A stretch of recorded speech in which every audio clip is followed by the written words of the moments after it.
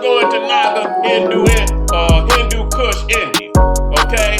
Both Kush Babylon and the Hindu Naga Kush originated in the south, you understand, coming off of the monsoons of East Africa. So when you see the monsoon, this is how the Africans went into Mesopotamia, because all of them civilizations start in the south. And not only in the south, on the side that's closest to Africa. Okay? When you talk about the Harappian civilization on the side of Africa, when you look at Sumer starting in the south, all these civilizations started in the south because the Africans are selling in and establishing civilizations on the river. You know, the Indus River, the Euphrates.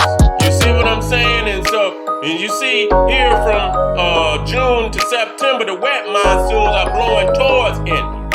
Then from September to March, the monsoons is blowing away towards Africa. You see what I'm saying? So there is no Arabian Sea. I don't even know why the hell they would name a sea after some landlocked goat herders who didn't even know what the hell a ship was. You understand? Until Africans showed them what a ship was.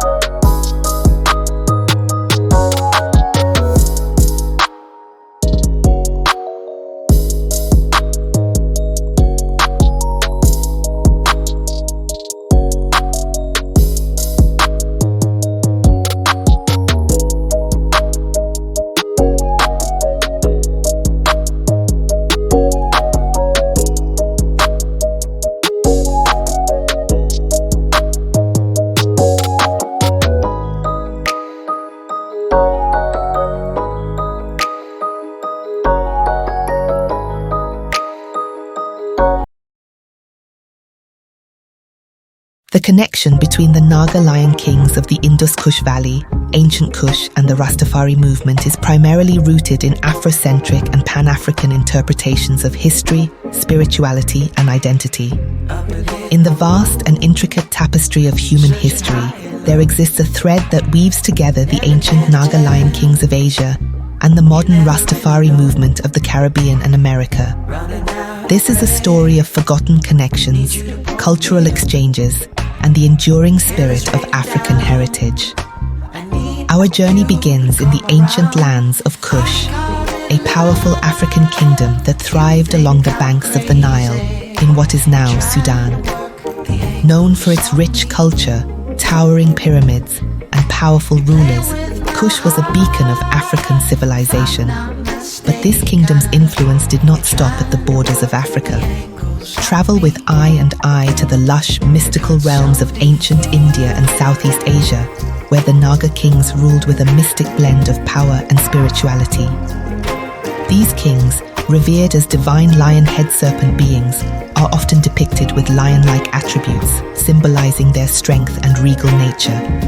It is here that we find the first whispers of an ancient connection, echoes of the Kushite influence, carried across continents through trade, migration, and cultural exchange. Historical accounts and archaeological evidence suggest that the kings of Kush and Ethiopia extended their reach into Indus Kush region.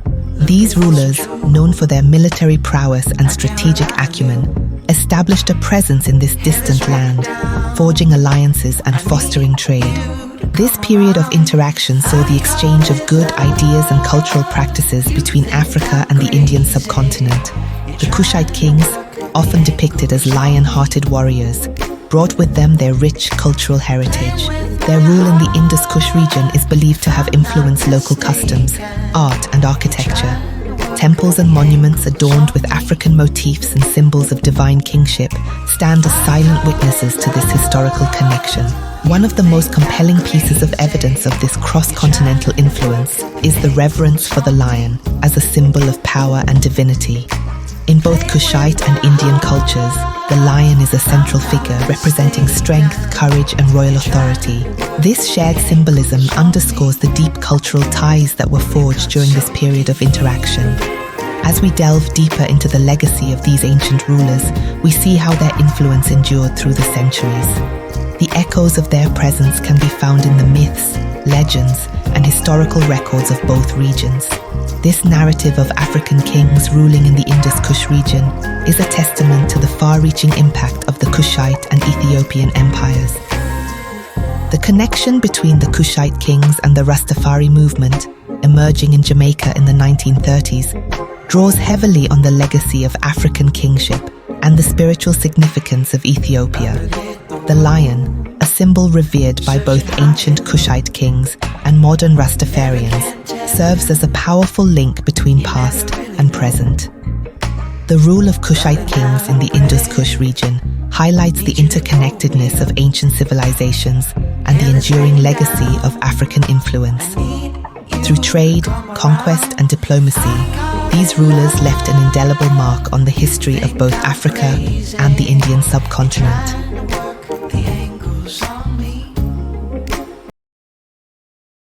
India used to be called, long time ago, Eastern Ethiopia. What?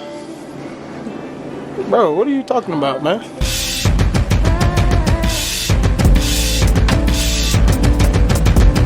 Going back to the history,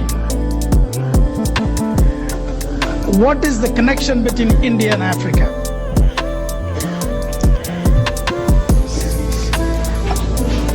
I think by now probably a lot of people know, because I've asked that question several times, that India used to be called, long time ago, Eastern Ethiopia.